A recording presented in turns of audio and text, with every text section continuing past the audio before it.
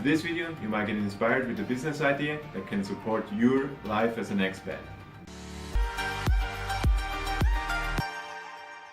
Welcome to How to Expat. My name is Sam and I'm an expat in Colombia. Our mission here is to help expats to start their journey, avoid gringo prices and settle down hassle-free. So the dream of many expats is not just to relocate to another country, but really to escape the 9-to-5 job. They want to live a life in a different way than just working in a normal corporation, so that's why they want to relocate in the first place. I made a video about how to earn money as an expat, you can find it here, but this video is specifically about how to start your own business as an expat. Two most common ways for expats to start a business is either a real brick and mortar business or an online business. In this video I will talk about 3 different types of businesses you can open as an expat. So the first business idea would be a real brick and mortar business. So this could be everything from a restaurant, a hotel, a bar, a tourist working as a tourist guide, or like a motor rental specifically for tourists. So you see everything that, or most of the expats come here and they work in the tourism industry or something catered to foreigners, because one side the tourists or the foreigners have the money, so they have the money to spend, and on the other side is that the local market here is very different than we're used to back home. And you can make a difference. You really have an advantage here if you start a business that is catering for tourists, because you know how people from the developed world they want their stuff done. So you need to be punctual, you need to have certain types of amenities that a local doesn't care about, but for a foreigner is essential. So with this type of mindset you can be very successful here, like in the hotel industry and all the kind that's catered for tourists. So the positive aspect of having a real brick and mortar business here is that you really have to immerse yourself. You have to know the laws here, you have to probably employ locals, and therefore in order for that you will have a real first-hand experience what life is in the country you choose to live in.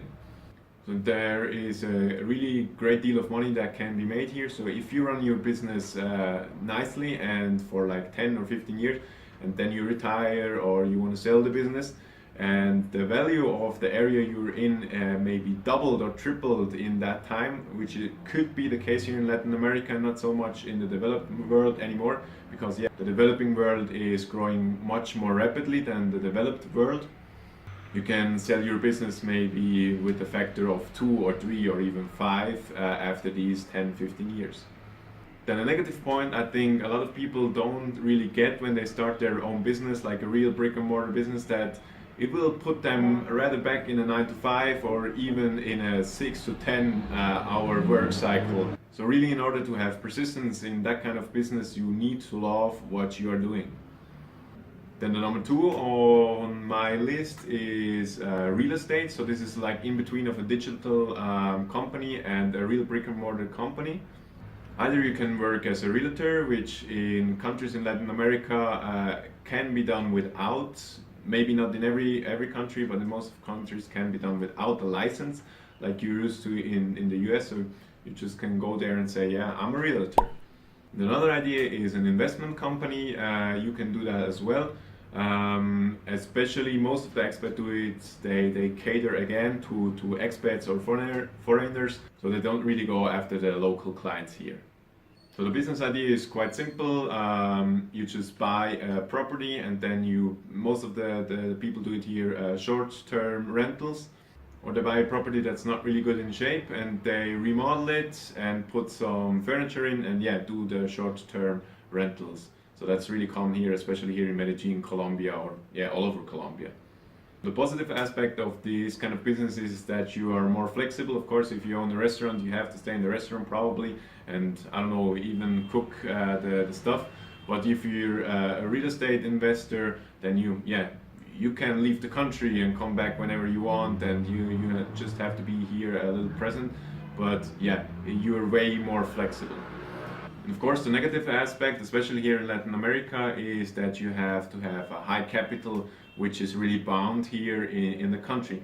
because in comparison to the United States, Latin America is not really used to handle mortgages. So here, I just know it from Colombia, a mortgage can cost you around 8 to 12% with the local bank.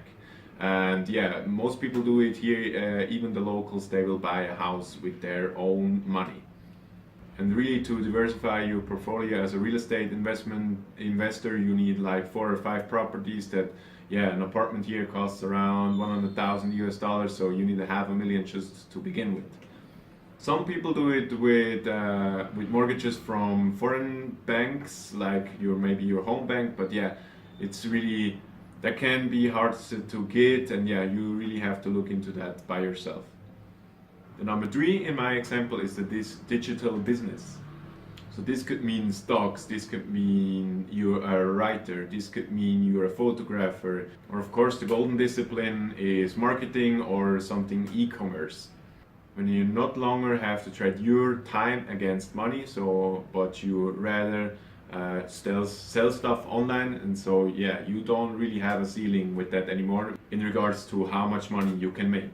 If you don't really have an idea yet what you can do, how you can start a digital business, let me tell you how I did it. So I just recognized that if you have a special knowledge, maybe from your current job or maybe from a hobby you have, you just put that on the internet and make a service out of it.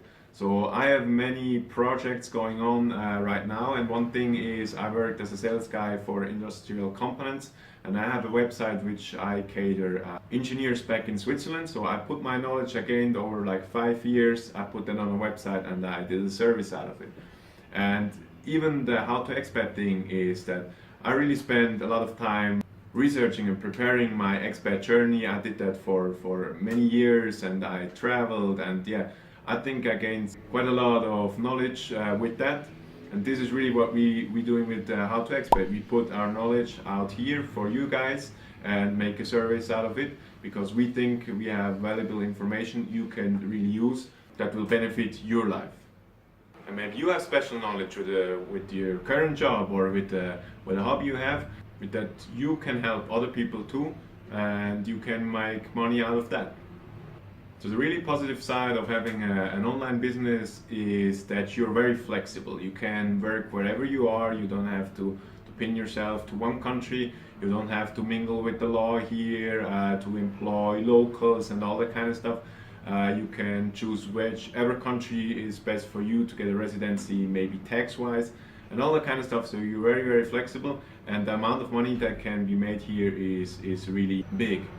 Especially if you work like with the rates that you have back home, like in the US or in Europe. So the rates there will be very high, and the cost of living here is very low. You can make, with working not so many hours, quite a substantial amount of money to live here. A negative thing of this kind of business is that you don't really immerse yourself in the culture here. So you could, if you wanted, just to stay home and use your internet connection and work and never have to leave the house.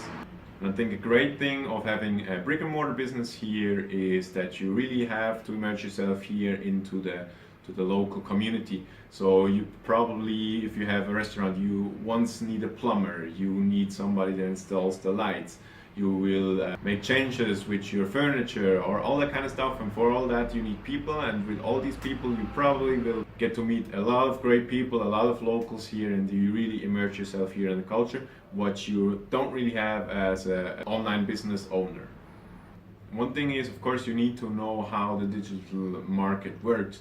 I, for my example, got the knowledge on the side, so I worked my regular job back in Switzerland, and I taught myself how to do online stuff 3 years before I was an expat. So I knew a long time before I was an expat that I have to gain the knowledge, and I worked 3 years very hard to obtain the knowledge how to do the online stuff.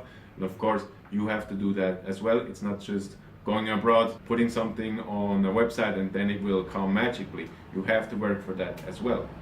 So I hope it helped. Maybe you got an idea of what you can do. Maybe it brings your plan to be an expat a little bit further. If you maybe want to discuss a business idea you have with us, let us know. We offer a Skype call for especially that kinds of questions. The details are in the description below. And if you like the video, don't forget to like and subscribe.